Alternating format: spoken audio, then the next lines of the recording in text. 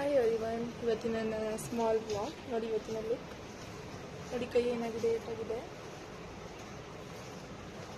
So ಯೂಟ್ಯೂಬಲ್ಲಿ start ಮಾಡಿ just 4 days ಆಯಿತು, 4 to 5 days ಆಯಿತು. ಇವತ್ತಿಗೆ 6 ಮೆಂಬರ್ಸ್ ಕಮ್ಮಿ 100 ಮೆಂಬರ್ಸ್ ಸಬ್ಸ್ಕ್ರೈಬರ್ಸ್ ಆಗ್ತಾ ಇದ್ದಾರೆ. ಇವತ್ತು ಆಗ್ತಾರೆ 100 ಕಂಪ್ಲೀಟ್ ಅಂತ ಅಂದ್ಕೊಂಡಿದ್ದೀನಿ. ಜಸ್ಟ್ 95 ಮೆಂಬರ್ಸ್ ಆಗಿದ್ದಾರೆ ಆಲ್ರೆಡಿ.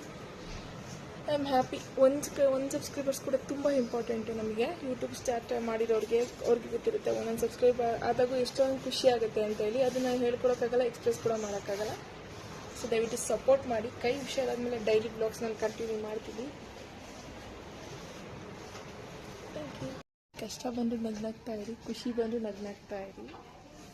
ನಾನು ನೋಡಿ ಕಲ್ತ್ಕೊಳ್ಳಿ.